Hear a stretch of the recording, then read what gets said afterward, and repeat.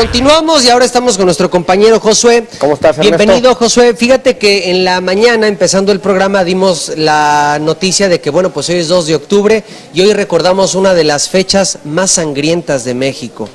45 años han pasado de la matanza de Tlatelolco. Y queremos, ¿no?, que tú nos ilustres como todas las veces que vienes aquí. Gracias, Ernesto. Fíjate que realizamos una intensa labor de investigación, buscando en los archivos, sobre todo escritos y de video.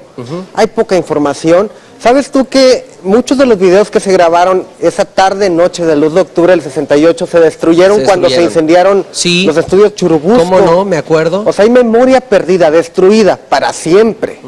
Pero hace un par de años un cineasta se dio a la tarea de buscarlos con copias de particulares y los encontró. Parte de esos videos o filmaciones, porque antes se grababa en película. Sí, en cinta, en rollo. En cinta, exactamente. Los logramos encontrar y es parte de lo que presentamos esta tarde. A ver. Esta mañana.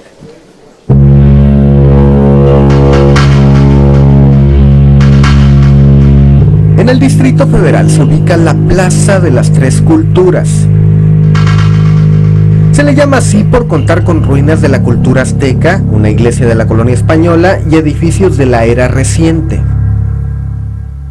Pero a la memoria colectiva eso parece no importarle.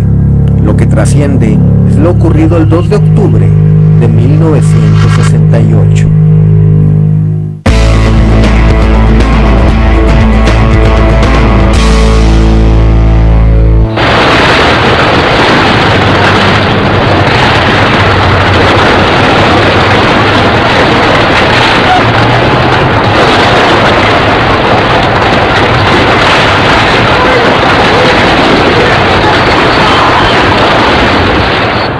Ese día, la explanada del lugar fue escenario de un tiroteo que arrojó un número no determinado de civiles y militares muertos.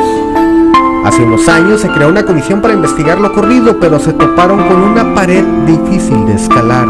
Porque no se nos dio acceso absolutamente a archivo alguno, así es que tuvimos la oportunidad de conversar y de darnos cuenta cómo la imposibilidad de entrar a los archivos determinaba nuestra frecuencia amistosa, pero nada más.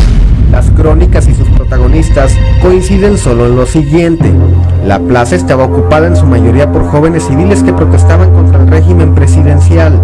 Los manifestantes buscaban aprovechar los aparadores internacionales de las Olimpiadas que iniciarían unos días después. La protesta la encabezaban los líderes de un movimiento socialista. Algunos de sus sobrevivientes fueron encerrados en la cárcel de Lecumberri, pero al pasar de los años salieron y consolidaron el movimiento y el partido de izquierda. La mayoría no optó por el camino de la reconciliación con el PRI y con el gobierno. La mayoría optó por un camino, de desarrollo profesional. Lo cierto es que el evento reportó muchos civiles desaparecidos. Lo cierto es que informes secretos del gobierno americano revelaron que el movimiento estaba permeado por guerrilleros extremistas de tintes socialistas. Unos años después, la justicia liberó de todo cargo al expresidente Luis Echeverría Álvarez, en aquel entonces secretario de Gobernación y quien históricamente se sabe mueve al brazo armado del Estado. Señor licenciado Echeverría, el ejército, ¿dónde se encuentra en este momento dentro de los edificios públicos o de la Universidad de México en la ciudad? Bueno, hay algunas pequeñas patrullas en las calles aledañas a la Escuela Nacional Preparatoria. Quien no se libró de aceptar la responsabilidad moral fue Gustavo Díaz Ordaz, quien habló así durante su exilio como embajador. Que va a España un mexicano limpio, que no tiene las manos manchadas de sangre. Pero de lo que estoy más orgulloso de esos 6 años es del año de 1968, porque me permitió servir y salvar al país. Les guste o no les guste, con algo más que horas de trabajo burocrático, poniéndolo todo: vida, integridad física, horas, peligros, la vida de mi familia, mi honor, el paso de mi nombre a la historia. Todo se puso en la balanza. Afortunadamente salimos adelante. Y si no ha sido por eso, usted no tendría la oportunidad, muchachito, de estar aquí preguntando.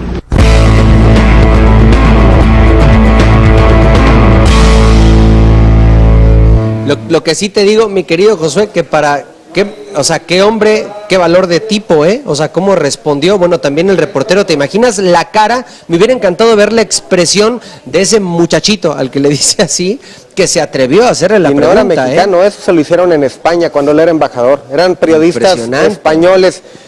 Un dato interesante, Ernesto. Oye, nada más antes de que vayas a ese dato interesante, ¿onda el Padrino? Le besaban la mano. ¿Te diste cuenta de eso? Yo estaba viendo a Gustavo Díaz Ordaz. En aquella época el presidencialismo era mayor que hoy. Olvídate el niño que llega y le da un beso en la mano. A su abuelito, ¿no? Los adultos, como el Padrino. No, es memorable ese tipo de escenas, ¿no? Acuérdate, eso se le llama presidencialismo, que era mucho más arraigado en aquella época, ¿no? Hoy ya no lo vemos tanto, ya no vemos el besamanos. De escenas como esa nace esa frase.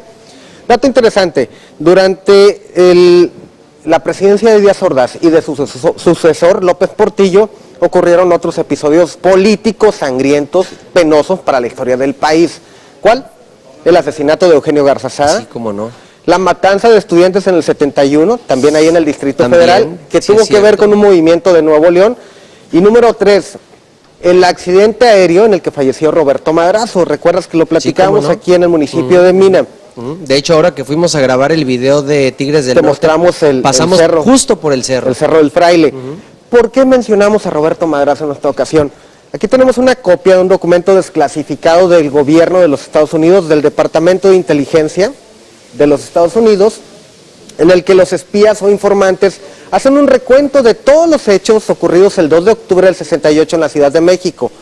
Ellos mencionan que el patrocinio de estos grupos armados, rebeldes, insurrectos, socialistas, de estudiantes, que reportaron un sinfín de víctimas y de desaparecidos, eran patrocinados por Roberto Madrazo. Ay, hijo de su... ¿Sí? Qué bárbaro. Si tú unes los puntos, ahora no te parece tan descabellada aquella idea que habíamos manejado de que el accidente aéreo en Mina, Nuevo León, que acabó con la vida de Roberto Madrazo, fue en realidad un complot para acabar con este político tabasqueño, ¿no?